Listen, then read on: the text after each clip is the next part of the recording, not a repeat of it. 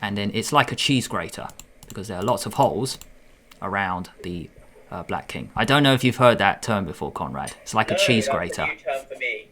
Cheese grater is also very painful. You don't want to be on the wrong side of a cheese grater. Long term could be this: knight d1, knight e3, knight f5. Attacking these two, but maybe play f3 first just to defend that pawn. Let me draw in those arrows again. That was a mess. I'll go f3 first, and then, you know, long term, this is a perfect spot for the knight. A perfect outpost. A4, inviting the fork on b5, putting pressure on the c6 pawn, and then just take with the knight, I guess. Yeah, I like that. You got pressure, your king is safe. Now a rook is going to come in. You got bishops. Bishop, queen, slicing the board in this way. A rook is going to come here. It's looking very dangerous. Yeah, I like that variation. Welcome to a new type of video. Joining me will be Conrad Allison. We will be discussing the Opera Game, one of the most famous games in chess. This game is between American chess master Paul Morphy and two players, Carl II and Count Isouard. This game was played at the Opera House in Paris. Let's begin. Okay, so we begin this video by looking at the Opera Game with Conrad Allison. So, Conrad, hello, thanks for joining me. So we have the Opera Game, e4, e5, and knight f3, d6. So firstly, we have the Philidor defense. Conrad, have you ever faced this with white or with black? I've faced this quite a few times as white. I remember someone in the Kent Congresses used to play this line. I don't know if you've ever come across this line. Yes. Quite tricky. But yeah, I'm generally not too worried if I see d6. I play either d4 or bishop c4. All right, cool.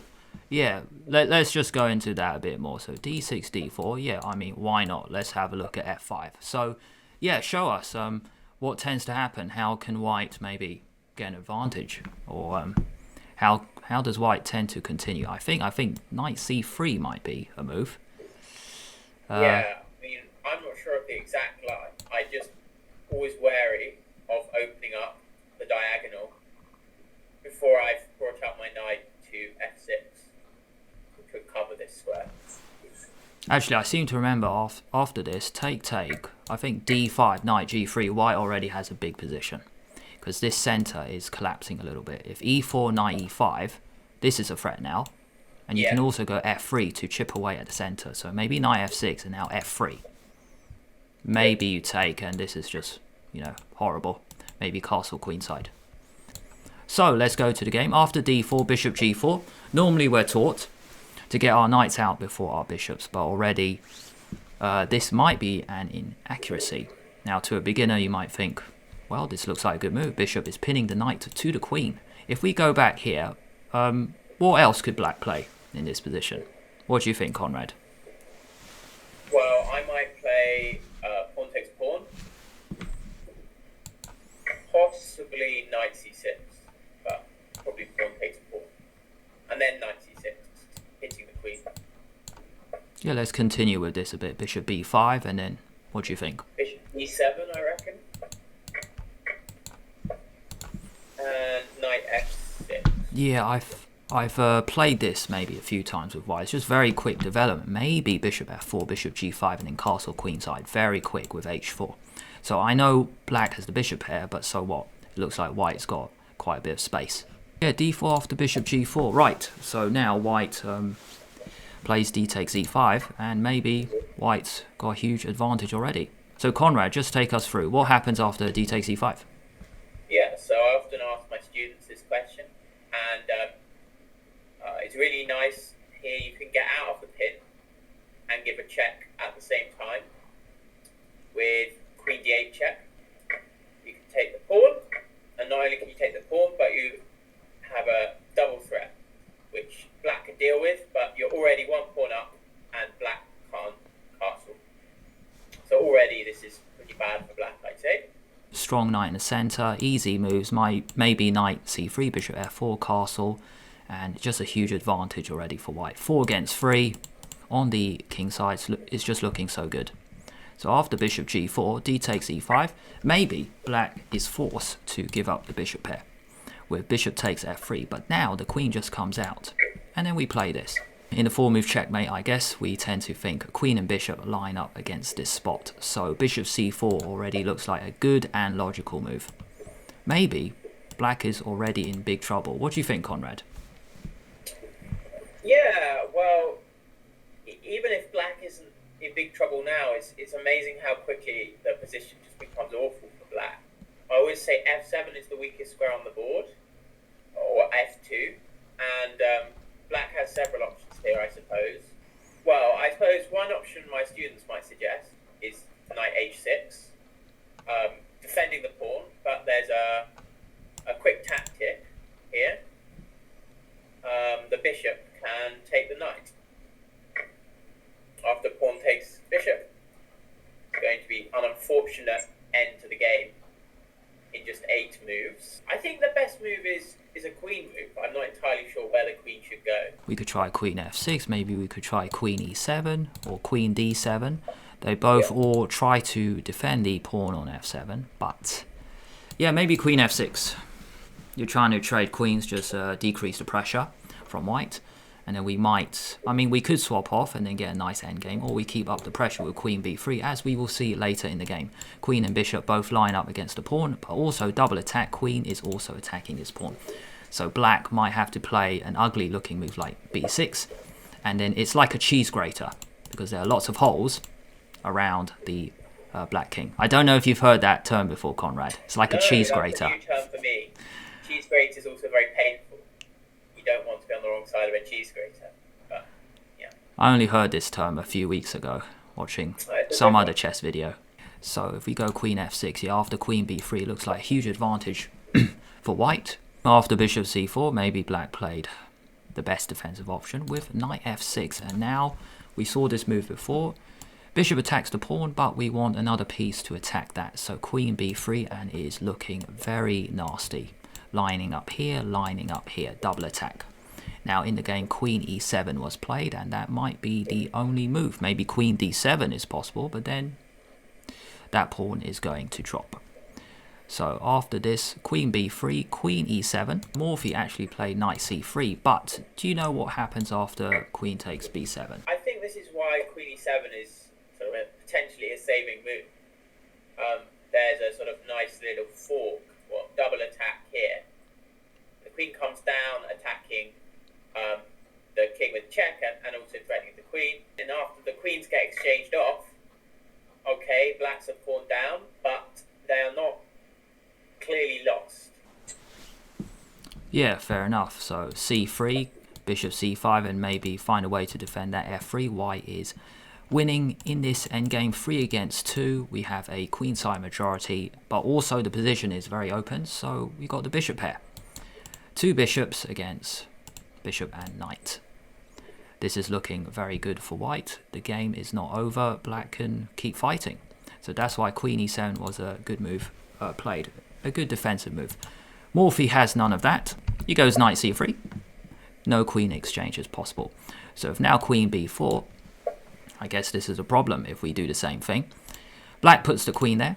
It stops white attacking the pawn, but bishop takes f7 check.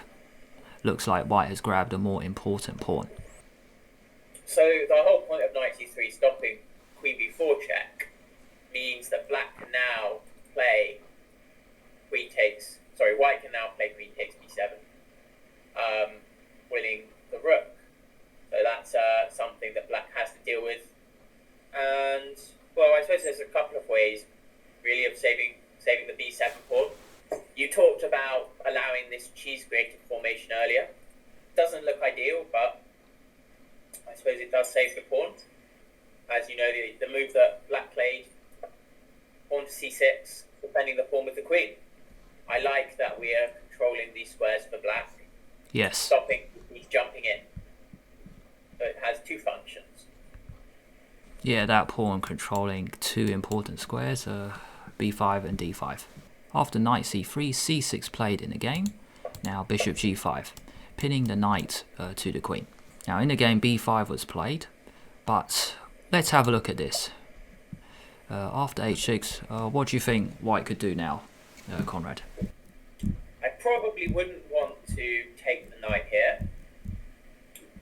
Although black couldn't take back with the queen, because they need to guard the b7 pawn, they can recapture with the pawn. White's given up the bishop pair, and I don't think white has so much pressure. If I were white, I'd be inclined to just drop the bishop back to h4. But I'm not 100% sure what's best. Yeah, bishop back to h4, just maintaining pressure, because you still can't do knight d7. I guess queen b7 is a problem. Rook b8, queen c6. 2 pawns are dropping, no point.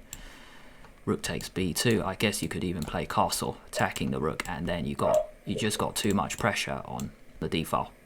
And then rook b8 is actually very similar to what happened in the game. After h6, yeah, I agree, Conrad. I think we should just maintain the pressure. I think black should actually maybe weaken his kingside a little bit, but then maybe the pin is gone. Bishop back to g3, and we play from here. Lots of light square weaknesses.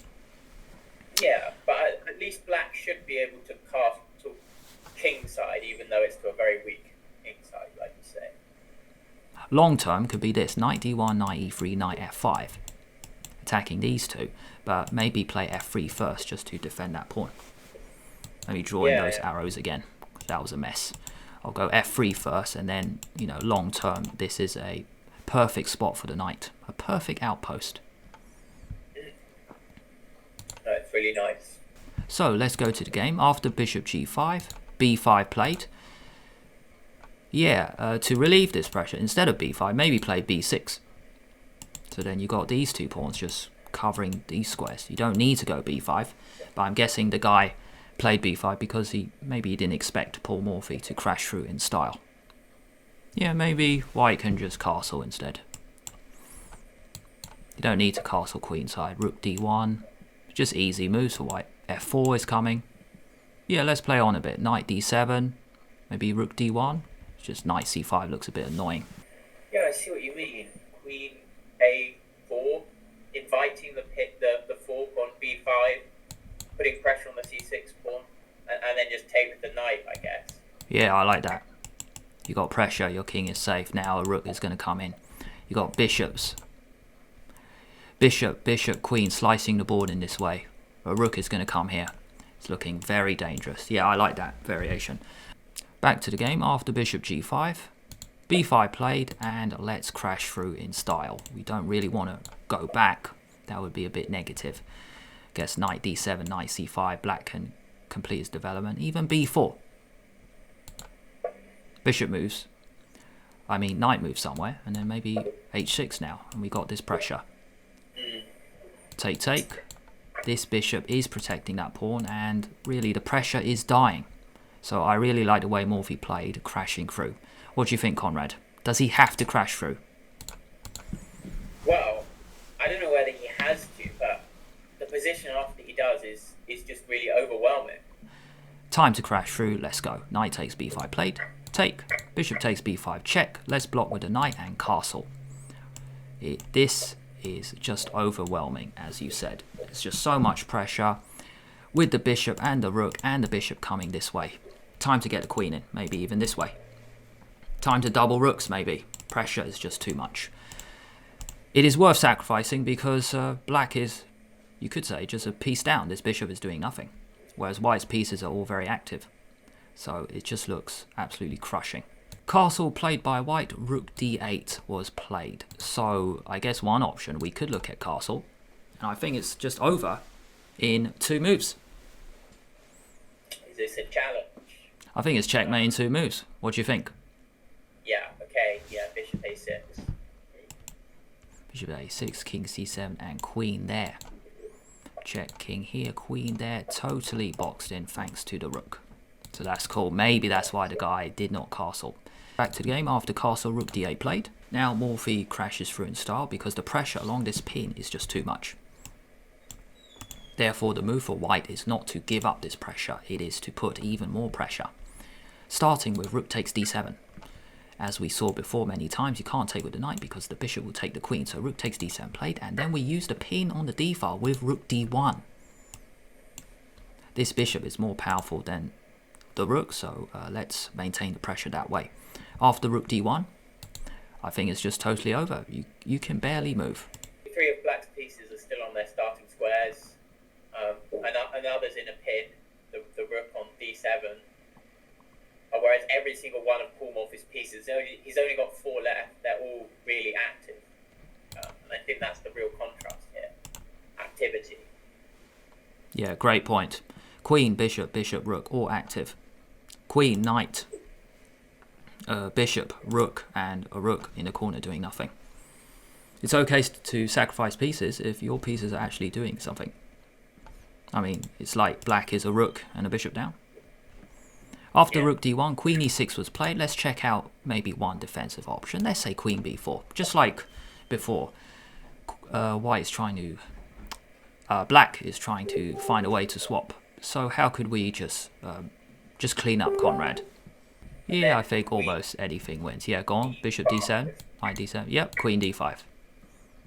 I guess a couple of entry squares here and here. Don't think you can actually defend the knight well. Yeah, that's it. There's no way to defend it. Queen a4 is possible, but then you come in and that's cool. Queen a8 is actually mate. Mate on the back, thanks to the bishop, the king cannot come out. Just looking for a flashy finish. I guess we could play bishop takes f6, just removing the defender. Yeah. But what about queen takes... Oh no, we can't play queen takes b3 because of bishop d7 checkmate. Alright, cool, you saw it. Yeah, cool.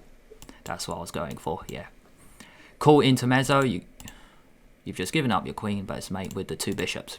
Really cool checkmate with 2 bishops in the center of the board. Back to the game. After rook d1, queen e6 was played. It makes sense from Morphy's opponent. You are offering a queen trade, trying to reduce the pressure. Also, it's about time black finds a way for that bishop to come into the game. And then finally castle, but that's just too much time. After queen e6, a wonderful finish takes place now. So yeah, pause the video now or let the timer run. Can you find the amazing finish for white?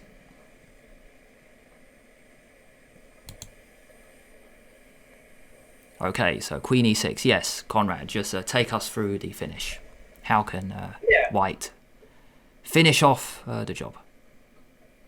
Well, I suppose the rook's pinned and the knight's pinned, so you have the bishops pointing across the king. And I always think of it like this. After bishop takes d7, knight d7, and you obviously, as you said before, you don't want to trade queens. If rooks could jump, you'd want your rook on d8 now. But unfortunately, rooks can't jump. But you have the final sacrifice with your queen to b8. And there's only one move for black here. To take the queen, they can't turn down the sacrifice. Only move. And now finally, your rook does get to d8. And that's all over for black. You only have 2 very, very active pieces, but that's more than enough.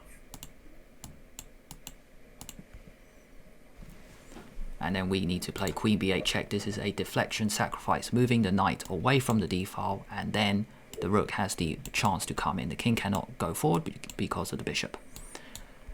So a wonderful finish by Paul Morphy, known as his most famous game ever, the Opera Game. Alright, cool. Yeah, thanks for that, Conrad. So I'll edit this and then see what this looks like. If you enjoyed this video format, where I bring on a guest, let me know in the comments below. If you enjoyed this one, why not give it a like and subscribe to the channel at the same time. If you press the bell, that means YouTube will let you know when I release a new video. Have a nice week, and I'll see you later.